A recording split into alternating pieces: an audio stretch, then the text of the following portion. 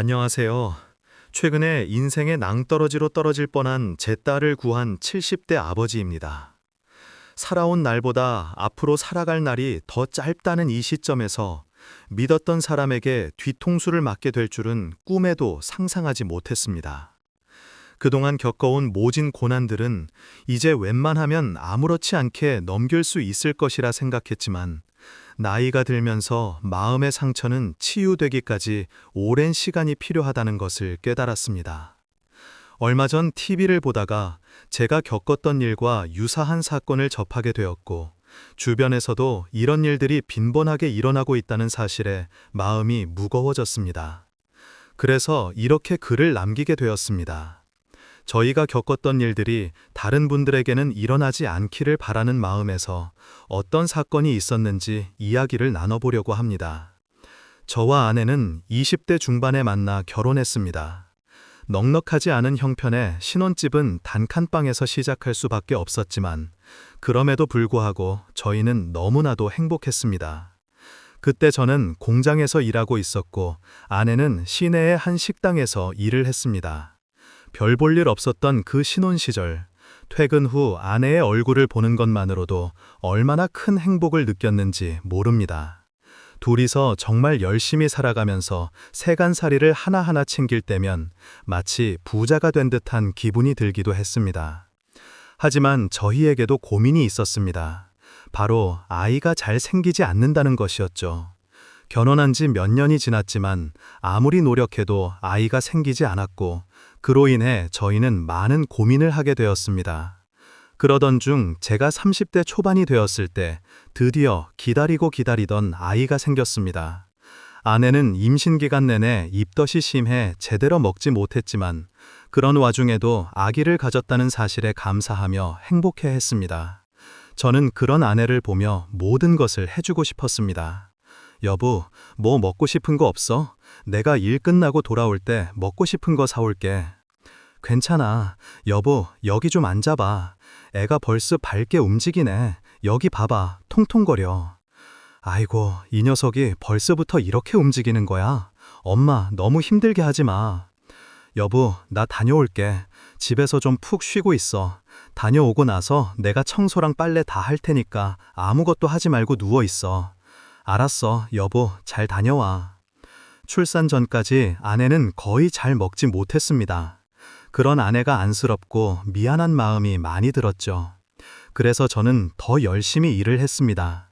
그리고 드디어 아이가 태어났을 때 저는 눈물을 참을 수가 없었습니다. 거의 반나절을 꼬박 고생한 끝에 아내는 딸을 출산했거든요. 아기의 우렁찬 울음소리를 들었을 때 정말 여러 감정이 교차했습니다. 그렇게 아이가 태어난 후 저희는 더욱더 행복해졌습니다. 딸은 너무도 순하고 착했습니다. 배만 든든하게 채워주면 어디서든 잘 자더라고요. 특히 저와 아내를 볼 때면 항상 방긋방긋 웃어주곤 했는데 그 얼굴이 지금도 잊혀지지 않을 정도로 선명합니다. 너무나도 순하고 착한 딸을 키우며 저는 둘째를 꼭 낳고 싶었습니다. 그러던 중 딸이 3살이 되었을 때 그렇게 기다리던 둘째가 또 생겼습니다. 그때 아내는 입덧도 거의 없었고 밥도 잘 먹어 더욱 좋았습니다. 하지만 이 행복은 오래 가지 않았습니다. 아내가 둘째를 임신한 지 3달쯤 되었을 때 갑작스러운 출혈이 생겼고 확인해 본 결과 아이가 유산된 것을 알게 되었습니다. 그리고 그 후 아내는 2번이나 더 유산을 경험하게 되었습니다. 그 시기가 얼마나 힘들고 슬펐는지 모릅니다. 특히 저희가 누구보다 손꼽아 기다리던 둘째였기에 유산이 거듭될수록 아내는 점점 더 힘들어졌습니다. 아내를 곁에서 지켜보며 저는 이건 아닌 것 같다는 생각이 들었습니다. 그래서 아내의 손을 붙잡고 간곡히 말했습니다. 여보, 우리 둘째는 마음을 접읍시다. 이러다가 당신이 힘들어지겠어. 이쯤에서 그만하고 우리 지영이만 열심히 잘 키우자고. 여보, 한 번만 더 노력해보자. 난 도저히 포기할 수 없어. 다 나 때문인 것 같아. 여보, 내가 건강하지 못해서 그런가 봐. 아내의 목소리가 떨렸습니다. 그런 거 아니야. 병원에서도 그랬잖아. 난 지영이 하나로도 충분하고 거기다가 나에게 제일 소중한 건 당신이야. 더 이상 이렇게 당신의 건강을 해치고 싶지 않아서 그래. 이러다 당신 건강 나빠지면 내가 어떻게 살겠어. 여보, 우리 지영이 하나만 보면서 삽시다. 나한텐 당신이 제일 중요해. 그 이후로도 아내는 계속해서 둘째를 갖고 싶어 했지만 저는 그녀를 설득하며 결국 딸 하나로 만족하고 살기로 결심했습니다. 저희는 정말 딸을 위해 무엇이든 다 해주겠다는 마음으로 그렇게 키웠습니다. 그런 저희의 마음을 딸은 누구보다 잘 알고 있었고, 그래서인지 한 번도 삐뚤어지지 않고 건강하게 잘 자랐습니다.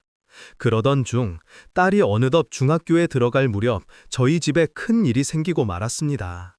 다니던 공장이 문을 닫게 되면서 저는 한순간에 실직을 하게 되었어요. 하루아침에 일자리를 잃고 집으로 돌아오던 길이 아직도 생생히 기억납니다.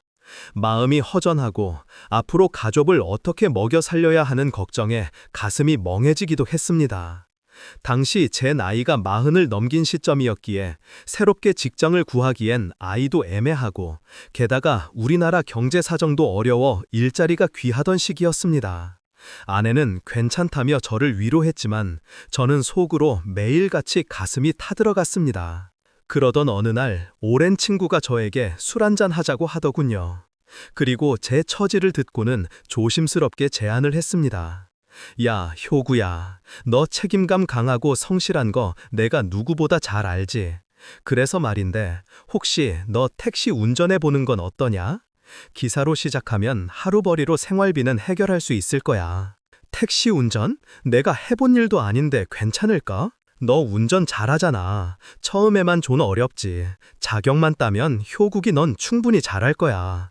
아, 마침 자리도 하나 있어. 그렇게 저는 택시 운전 자격증 시험을 보게 되었고 택시기사를 시작하게 되었습니다. 사실 동이 트기 전부터 자정이 넘는 시간까지 도로 위를 달려야 했지만 집에 돌아올 때 아내에게 생활비를 줄 수 있다는 사실 하나만으로도 저에게 큰 힘이 되었습니다. 그 후 몇 년 동안 저는 택시기사로 일하며 가족을 위해 열심히 뛰었습니다. 그러는 사이 딸은 중학교를 졸업하고 고등학교에 입학하게 되었죠. 하지만 기사 생활이 길어질수록 현실의 벽도 그만큼 크게 느껴졌습니다. 산학금은 매년 오르고 차량 유지비도 만만치 않았습니다. 하루 종일 도로를 달려도 손에 쥐는 돈은 얼마 되지 않았고 저뿐만 아니라 다른 동료들의 불만도 점점 늘어갔습니다. 그러던 중 운명처럼 기회가 찾아왔습니다. 제가 몸담고 있던 택시회사 사장님이 연세가 많으셔서 회사를 내놓으려고 하셨던 것입니다. 큰 회사는 아니었지만 나름 탄탄하게 운영되고 있었기에 저는 이 기회를 꼭 잡고 싶었습니다. 그래서 집을 담보로 대출을 받고 친척들에게 손을 벌려 필요한 자금을 모아 간신히 회사를 인수하게 되었습니다. 그런데 막상 인수하고 나니 생각보다 상황이 좋지 않더군요. 차량 관리도 제대로 되어 있지 않았고 기사들의 마음도 이미 떠나 있었습니다. 처음에는 이렇게 선택한 것이 잘못이 아닐까 후회가 밀려왔지만 그렇다고 포기할 수는 없었습니다.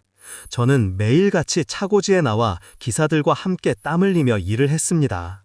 기사들의 이야기를 듣고 불만이 있으면 해결할 방법을 함께 찾아 나갔습니다.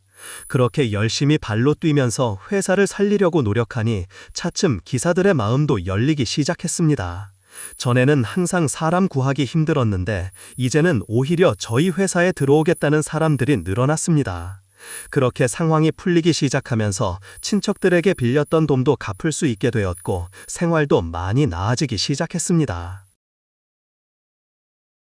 딸은 드디어 대학에 입학하게 되었고 정말 힘든 일들이 많았지만 점차 상황이 나아지고 있다고 생각했습니다. 졸업 후 딸은 바로 좋은 직장에 취업했어요. 부모로서 더할 나위 없이 자랑스러운 딸이었습니다. 어릴 적부터 똑부러지고 성실했던 그런 착한 아이라 어디서든 인정받고 잘할 것이라고 믿었죠. 그리고 실제로 딸은 회사에서도 인정받으며 빠른 속도로 승진하게 되었습니다. 딸의 승진 소식을 들을 때마다 저희는 정말 뿌듯하고 기뻤습니다. 하지만 딸이 30대가 되었을 때 결혼에 대한 생각은 없는 듯 보였습니다. 저희 나이가 점점 들어가면서 딸이 혼자 남게 될까 걱정이 점점 커지기 시작했습니다. 한 번은 딸에게 조심스럽게 결혼 선자리를 권해본 적도 있었어요. 지영아, 아빠가 아는 사람 아들을 좀 소개해주고 싶은데 너 시간 괜찮니? 들어보니 참 성실하고 일도 열심히 하며 성격도 착하다고 하더라. 한번 만나보는 게 어때? 아빠, 난 솔직히 별로 만나고 싶지 않아. 지금 하고 있는 일도 너무 재미있고 좋은데 결혼하면 내 일을 제대로 못할 거 아니야. 아, 네 일을 존중해주고 좋아해주는 사람 만나면 되지.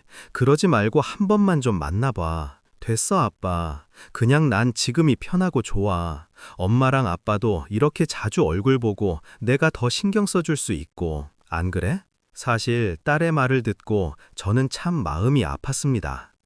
아내가 딸이 어릴 적부터 몸이 약했기에 딸은 그런 엄마의 모습을 보며 더더욱 자신이 엄하게 자라야겠다고 생각했던 것 같아요. 아무래도 결혼을 하게 되면 저희만 챙길 수 없는 노릇이라 아예 결혼에 대한 생각을 접은 것 보였습니다. 아무리 제가 선자를 마련하고 설득을 해보아도 딸의 마음은 정말 굳건했습니다. 아내도 그런 딸을 설득해보라고 했지만 쉽게 마음을 바꾸지 않더군요. 그러던 중 어느 날 딸이 어느새 40대가 되었을 때 조심스럽게 저희 부부에게 이야기를 꺼냈습니다. 아빠, 엄마, 나 실은 요즘 만나고 있는 사람이 있어. 순간적으로 저와 아내는 서로를 쳐다보았습니다. 그리고 이어지는 딸의 말에 저희는 동시에 손으로 입을 맞게 되었죠. 그 사람이랑 결혼 전제로 지금 만나고 있어. 뭐?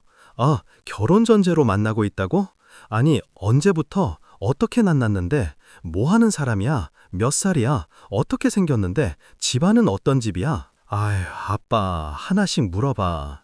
일단 지금 대학에서 부교수로 일하고 있고 해외에서 몇 년 동안 있다가 들어왔대. 뭐 아직 그쪽 집안까지 잘 모르겠고 들어보니까 집안 형편이 넉넉한 건 아닌 것 같더라고. 그래도 사람이 참 건실하고 성실해. 아빠도 보면 좋아할 거야. 그때 딸이 만나는 사람을 설명한 얼굴은 무척이나 행복해 보였습니다. 그 모습을 보며 참 좋은 사람을 만났나 보다 하는 생각이 들었습니다. 딸은 자신이 만나고 있는 남자의 학교 사이트를 보여주며 남자친구가 정말 그 학교 부교수로 올라와 있는 걸 보여주었습니다. 딸의 남자친구의 모습을 보니 저희가 보기에는 참 성실하고 우직해 보였습니다. 그리고 얼마 뒤 딸은 남자친구를 정식으로 소개해주고 싶다고 하더군요. 아내는 딸의 남자친구가 인사를 온다는 소식에 아침 일찍부터 식사를 준비했습니다. 저는 그런 아내를 말렸지만 아내는 너무나 신나서 이야기를 하더군요. 여보, 우리 지영이가 진짜 결혼할 모양인가 봐. 내내 우리 지영이가 언제 좋은 사람 만나나 했었는데 이렇게 인사 온다는 거 보니 정말로 그럴 생각이 있는가 보지. 당신 그렇게 좋아? 내내 품에 껴안고 있던 딸내미를 보내줘야 하는데 당신 정말 괜찮겠어? 난 우리 지영이 결혼했으면 좋겠다 싶다가도 우리 품을 떠난다 생각하니 마음이 좀 이상해. 아, 네 결혼 좋겠다 싶다가도 참 품을 떠난다 생각하니 마음이 좀 이상해. 당신도 참, 우리 가고 나면 지영이 혼자 남을 생각하니 슬프다며. 오늘 한번 지영이 남자친구를 잘 봐보자고. 괜찮은 사람인지 아닌지 보면 알겠지 뭐. 그렇게 설레는 마음으로 딸의 남자친구를 맞이했습니다. 실제로 만나보니 딸의 남자친구는 정말 듬직하고 남자다웠습니다. 사진으로 봤을 때보다 훨씬 더 믿음직한 느낌을 받았습니다. 안녕하세요. 아버님, 어머님, 김재성이라고 합니다. 이렇게 자리를 마련해 주셔서 감사드립니다. 아니에요. 들어오세요. 편하게 말씀하세요, 아버님. 그리고 이건 약소하지만 선물입니다. 해외 나갈 때마다 그 나라의 술을 한 병씩 사오는데 이번에 다녀온 곳에서 사온 술이에요. 평상시엔 원래 술을 잘 안 마시지만 오늘 이렇게 좋은 자리를 위해 한 병 가져왔습니다. 고마워요. 앉아서 일단 식사 먼저 하죠. 딸의 남자친구는 정말 깔끔하고 성격도 시원시원해 보였습니다. 무엇보다 딸을 옆에서 살뜰하게 챙겨주는 모습을 보니 저도 모르게 뿌듯한 마음이 들었습니다. 그리고 딸과 남자친구는 그날 저희에게 결혼 허락을 받고 싶다고 얘기를 꺼내더군요. 저는 당연히 두 사람의 결혼을 허락하게 되었습니다. 그 후로 예비 사위는 종종 저희 집으로 와서 함께 저녁 식사를 하고 시간을 보내곤 했습니다. 사실 아직 가족이 된 게 아니라 어색하고 불편할 만도 한데 단 한 번도 불편한 기색 없이 저희 집에 너무 즐겁게 왔다 갔습니다. 그런 모습을 보면서 저는 딸이 정말 좋은 사람을 만났다고 생각했습니다. 그리고 딸이 예비 사위에게 처음 인사를 갔다 오던 날, 저는 딸에게 잘 부탁한다는 마음으로 과일을 손에 쥐어 보내기도 했습니다. 그런데 그날은 웬일로 딸이 집으로 돌아왔더군요. 처음에 저는 예비 사위 집에서 무슨 일이 있었나 생각했습니다. 딸의 표정이 좋지 않았거든요. 아내는 걱정스러운 마음에 딸에게 물었습니다. 왜, 너 무슨 일이라도 있었어? 그쪽 집안에서 뭐라고 안 좋은 말이라도 했어? 아니, 그런 건 없었어. 그럼 왜 이렇게 표정이 어두워? 무슨 일이 있었던 거 아니야? 엄마랑 아빠한테 솔직히 얘기해봐. 그게 예비 시댁에 막상 인사하러 가니까 엄마 아빠 생각이 얼마나 많이 나던지. 내가 정말 결혼하는구나 실감도 나고, 거기다가 예비 시부모님이 얼마나 날 좋아해 주셨는지 몰라. 예전에 엄마 생각도 많이 나더라고. 예비 시부모님은 아직도 두 분이서 일하시면서 그렇게 생활하시는데 남자친구가 내내 생활이 힘들다 해도 끝까지 두 분이 함께 사시겠다고 하시는 모양이야. 그걸 보고 나니까 마음이 좀 안 좋더라. 저는 착한 딸을 토닥이며 안아주었습니다. 딸의 말을 들어보니 예비 사돈 두 분도 참 좋으신 분들 같았습니다. 생활이 바빠서 길게 보지 못했지만 짧은 식사 시간 동안에도 두 분이 저희 딸에게 반찬도 올려주시고 내내 신경 써주는 모습을 보며 딸은 저희 생각이 많이 났다고 하더군요. 역시나 성격 좋은 예기 사위가 부모를 닮았구나 하는 마음에 저희는 안심이 되기도 했습니다. 그렇게 양가의 허락을 받고 딸은 결혼 준비를 하게 되었습니다. 곁에서 지켜보니 두 사람은 참 한 번도 투닥거리지 않고 잘 지내면서 결혼 준비를 착실히 해나갔습니다. 저희 역시 하나밖에 없는 딸을 위해 무엇이든 더 해주고 싶은 마음이 컸습니다. 그러던 중 양가 상견례를 하게 되었어요. 저는 예비 사돈 내외를 위해 정말 좋은 한정식 집을 알아보고 딸아이에게 얘기해 주었습니다. 예비 사위의 사정을 미리 듣고 알았기에 되도록 부담 없이 상견례를 치르고 싶었습니다. 그렇게 상견례 날이 오고 저희는 정말 두근거리는 마음으로 상견례 장소로 향했습니다. 그리고 마침내 만나게 된 예비 사돈을 보고 사실 좀 놀랄 수밖에 없었습니다. 예비 사돈 내외분께서 많이 말씀하셨더라고요. 덩치가 컸던 예비 사위는 다른 모습에 조금 놀랐지만 이내 반갑게 인사를 했습니다. 아이고, 안녕하세요. 사돈 오시느라 고생하셨습니다. 저는 지영의 아버지입니다. 아, 예, 안녕하세요. 많이 기다리셨지요. 저희가 일찍 온다고 서둘렀는데 차가 많이 막혀서 죄송합니다. 아닙니다. 괜찮습니다. 얼른 앉으시죠. 여기가 그래도 식사가 잘 나오더라고요. 앉아서 식사도 하시고 얘기도 나누시죠. 그렇게 인사를 나누고 자리에 앉으려는 순간 바깥 사돈의 걸음이 조금 불편해 보였습니다.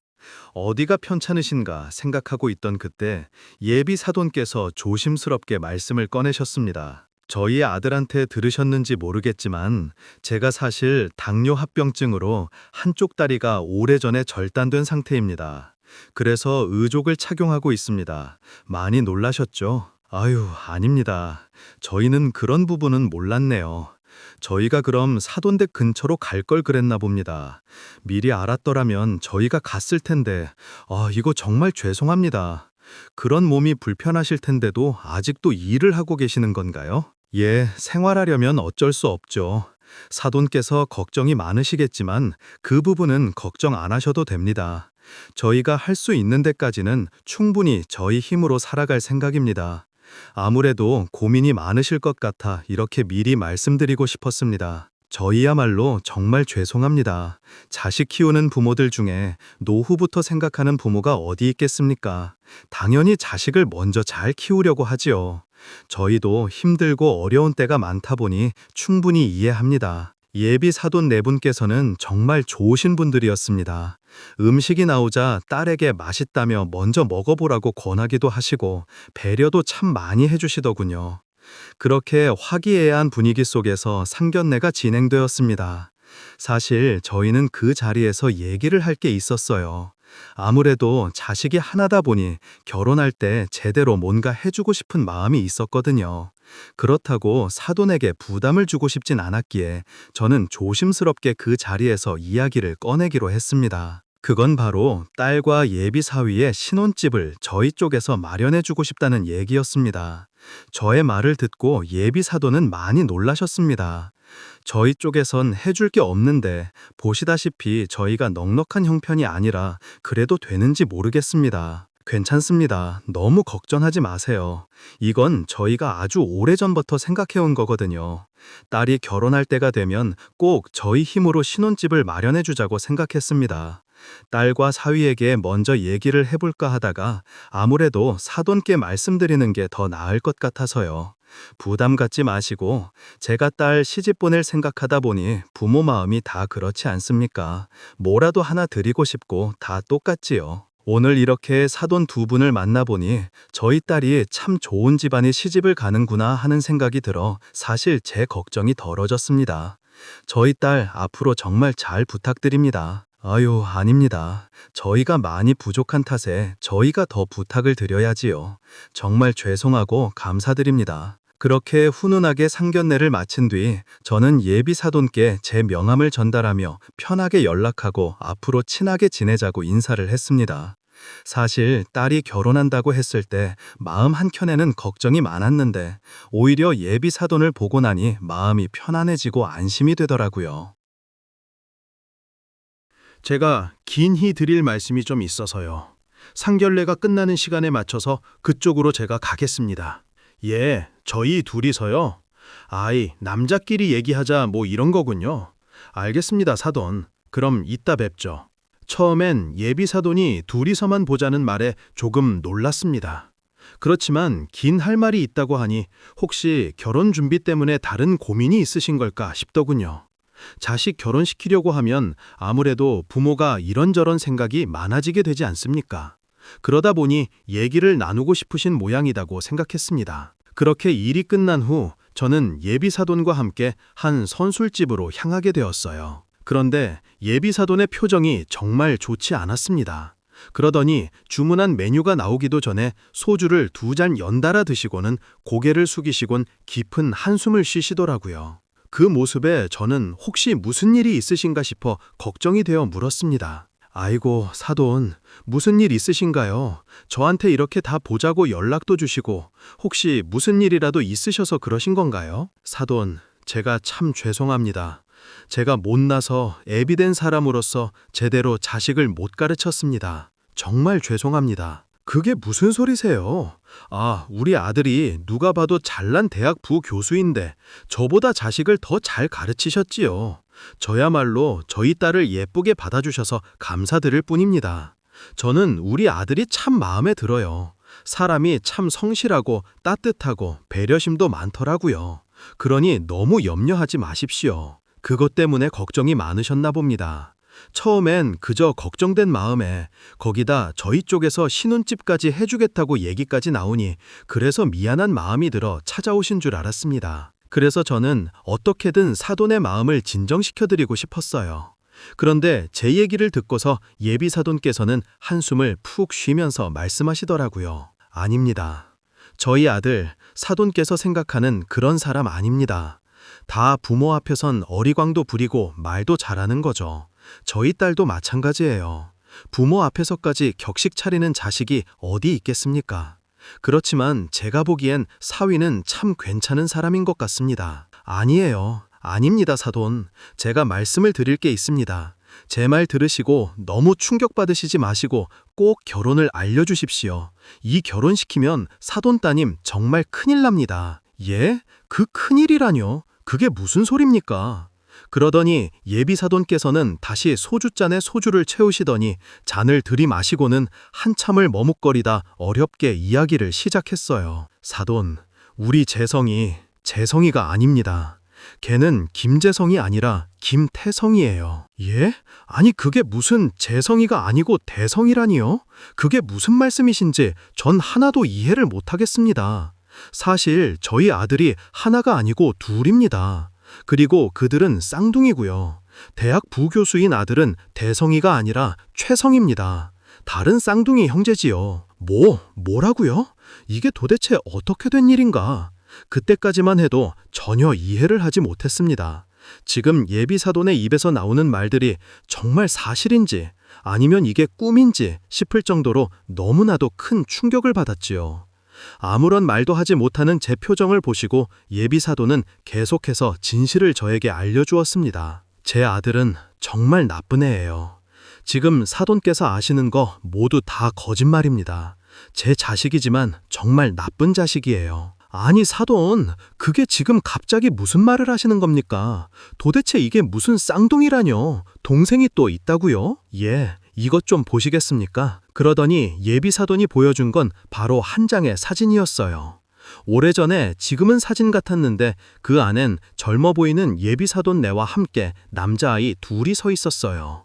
그 사진을 보고 나니 정말 머리가 핑 도는 것 같았습니다. 정말로 예비사돈께서 하는 말이 사실인가 싶은 생각에 말문이 턱 막히더라고요. 정말로 제가 지금 듣고 있는 이게 진짜 맞는 얘긴가? 어디 영화에서나 나올 법한 이야기가 아닌가 싶더라고요. 그러면서 예비 사돈께서는 오래전의 이야기를 차근차근 저에게 들려주셨어요. 그 얘기를 들으며 온갖 생각이 다 들더군요. 심지어 예비 사위는 친자식도 아니었더라고요.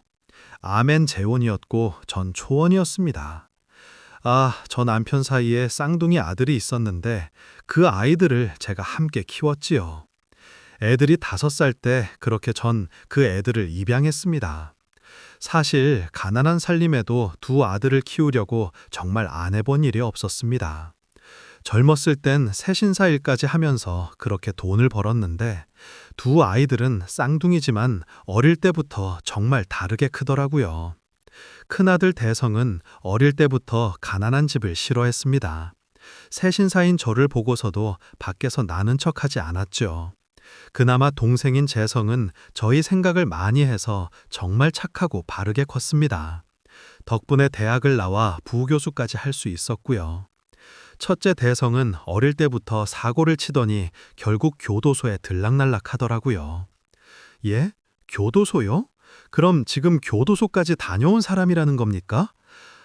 대체 왜 그럼 상견례 자리까지 나오신 겁니까?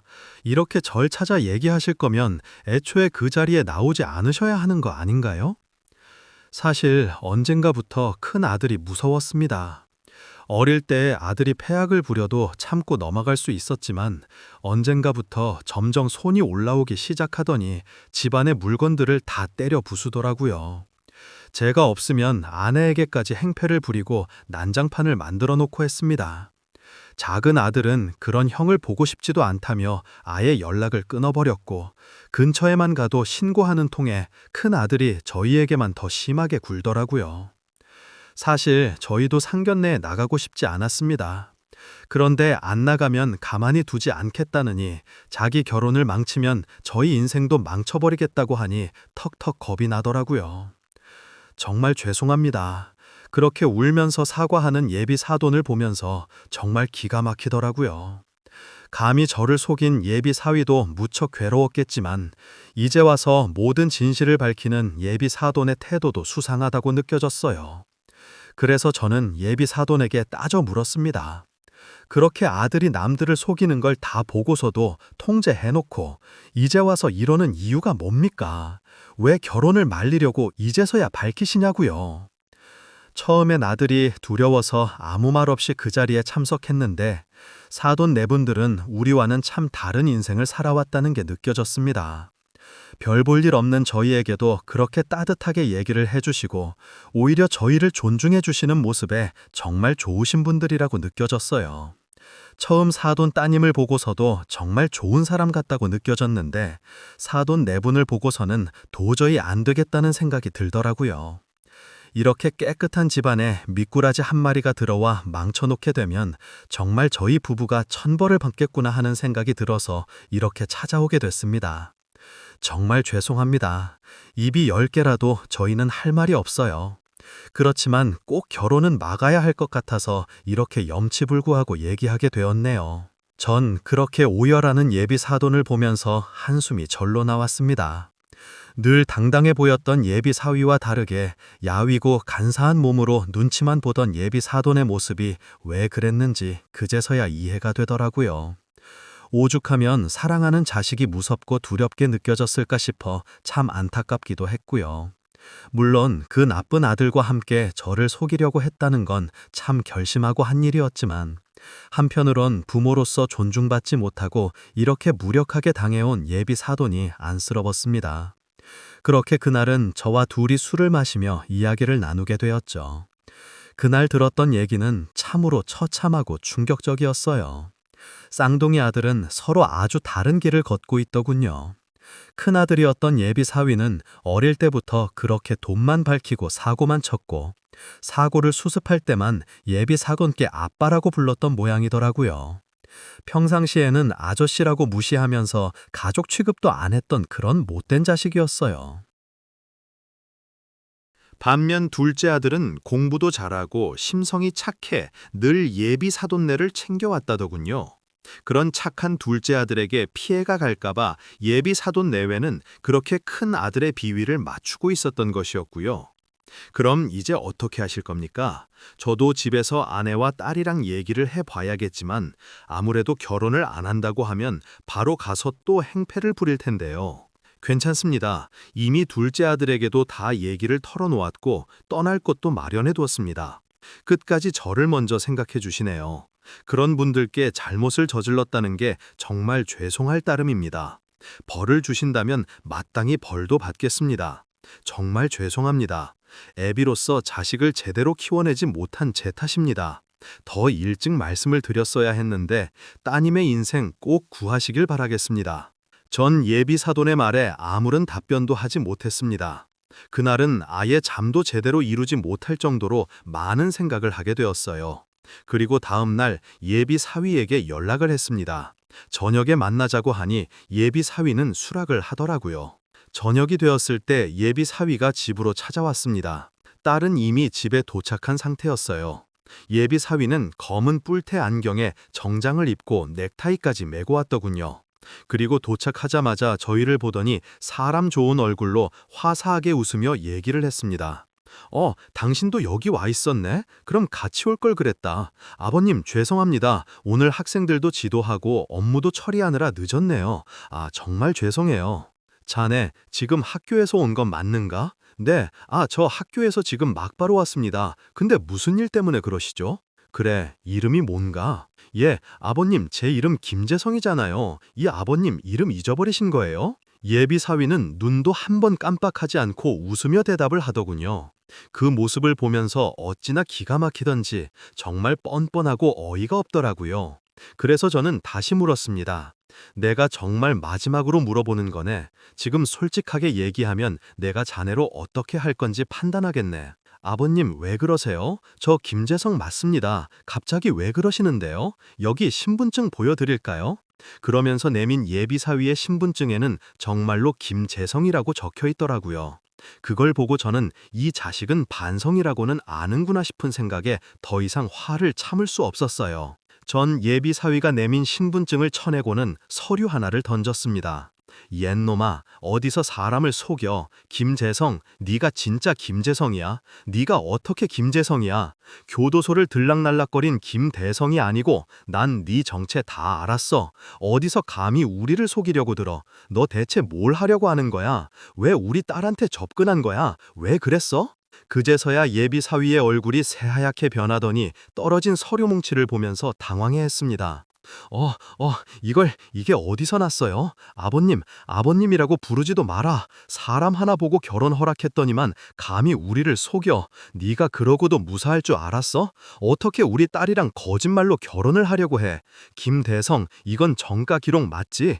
교도소 4번이나 다녀온 놈 넌 맞잖아. 김재성이라고 사기친 거, 사문서 위조하고 변조한 거, 이거 그냥 넘어갈 수 있는 일이라고 생각했어? 그게 아니라요. 아버님, 그러자 예비 사위가 갑자기 무릎을 꿇으며 울먹이며 얘기를 하기 시작했습니다. 아버님, 어머님, 제가 정말 잘못했습니다. 그런데 제가 오죽했으면 이렇게 거짓말까지 하면서 지영이를 만났겠어요. 교도소 한 번만 들어갔다 나와도 이 세상은 사람 취급도 안 해주는 곳이더라고요. 그러니 점점 더 나쁜 일밖에 할 수 없었고 저도 먹고 살려고 하다 보니까 그래서 그랬던 겁니다. 그렇지만 저 정말 앞으로는 성실하게 일하면서 살 생각하고 있었어요.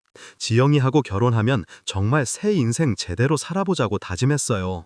제발 한 번만 용서해 주시면 안 되겠습니까? 저 지영이에 대한 마음은 진심입니다. 진심? 진심 같은 소리 하고 있네. 진심인 사람이 하나부터 10까지 모두 다 거짓으로 얘기를 해. 어떻게 이렇게 우리를 속일 수가 있어? 이 결혼 무효네, 무효. 절대 결혼시킬 수 없네. 차는 다 들통났어. 앞으로는 우리 딸 만날 생각도 하지 말게.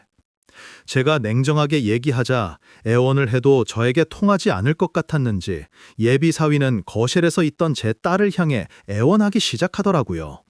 지영아, 지영이, 넌 나 알잖아. 비록 내가 널 속이긴 했지만 내 마음은 정말 진심이야. 내가 다 설명할게. 정말 내가 잘못했어. 진심.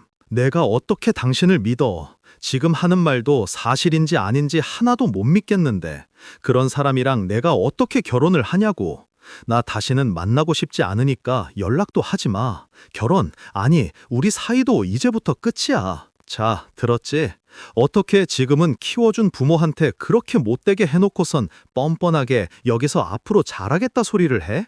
그렇게 천벌받을 짓거리를 해놓고선 어떻게 우리한테 잘할 거라고 생각하겠는가? 아버님, 그건 제가 술 마시고 실수한 것뿐이에요. 자네 같은 사람과는 더 이상 얘기도 하고 싶지 않네. 더 험한 걸 보기 전에 당장 나가고 앞으로 다신 찾아오지 마. 좋게 이야기하는 건 이번이 마지막이네. 다음에 나도 가만히 안 있어. 그렇게 전 예비 사위를 밖으로 내쫓아 버렸습니다. 처음엔 저희 집에 와서도 행패를 부릴까 걱정했는데 그래도 그날은 울며 애원하다 조용히 집에서 나가더라고요. 저도 아내도 딸도 너무나 큰 충격 속에 사실 아무런 말도 하지 못했네요. 어떻게 우리 가족에게 이런 일이 있을 수 있는지 정말 너무도 충격적이었거든요. 그런데 그 뻔뻔한 자식은 역시나 그날로 끝내지 않았습니다. 그날 이후로 매일같이 저희 집에 찾아왔어요. 와서는 내내 집 앞에서 기다리다 결국 뜻대로 되지 않으니 술을 마시고 집에 찾아와 밖에서 고래고래 소리를 치기까지 하더라고요. 처음엔 저희가 그냥 무시하려고 했지만 도저히 딸이 걱정돼서 안 되겠더라고요. 저는 밖에서 난동을 피우는 그 자식에게 갔습니다. 내가 다시 찾아오면 가만히 안 있는다고 말하지 않았어? 어떻게 뻔뻔하게 여길 찾아와? 자네가 지금까지 우리를 속인 것도 모자라? 사람 못 사게 굴기까지 아는 건가? 아버님, 정말 한 번만 기회를 주세요. 제가 뭐 솔직히 돈을 달랬습니까? 뭘 할랬습니까? 그냥 딸이랑 결혼하겠다고요. 아니 결혼하겠다는데 왜 반대랍니까? 왜? 우리 딸도 자네 같은 사람이랑 더 이상 못 만나다고 하지 않았나? 그리고 자네 같은 사람은 우리 집 사이가 될 수 없네. 그러니 당장 여기서 나가게. 못 갑니다. 못 가요. 허락해 주실 때까지 이렇게 매일매일 여기서 있을 겁니다. 어디 한번 해보시죠. 제가 얼마나 독한 놈인지 보여드리죠. 역시나 사람은 달라지지 않는다는 게 맞는 말이더라고요. 그렇게 예의 바르게 보였던 예비 사위는 어디 가고 저에게 눈을 부릅뜨고 고래고래 소리치는 그놈을 보면서 도저히 말로 하면 안 되겠다는 생각이 들었습니다. 그래서 전에 신고를 했어요. 그리고 접근 금지 신청까지 하게 되었죠. 그제서야 그놈은 더 이상 저희 집 주변에도 얼씬거리지 않고 딸에게도 연락을 하지 않았습니다. 그렇게 교도소에 들락날락했지만 법이 무섭다는 걸 또 알더라고요. 사실 이런 일을 겪고 난 후 딸은 한동안 정말 많이 힘들어했어요. 직장도 그만두고 한동안 식음을 전폐할 정도로 밖에 나가지도 못하고 괴로워했습니다. 착한 딸은 자기 때문에 이런 큰 사건을 겪게 되었다는 죄책감이 들었던 거였죠. 그런 딸의 마음을 저와 아내는 이해하고 감사하게 생각했습니다. 딸의 마음이 좋아질 수 있도록 더욱 노력했거든요. 병원에도 다니고 약도 먹으면서 그렇게 충격에서 벗어나려고 가족 모두가 노력을 했습니다.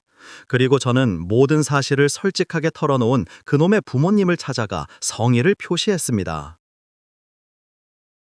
그놈의 부모님은 바로 먼 지역으로 이사를 가셨고 혹여나 큰아들이 자신들을 찾아올까봐 아예 전입신고도 하지 않으셨던 모양이었어요.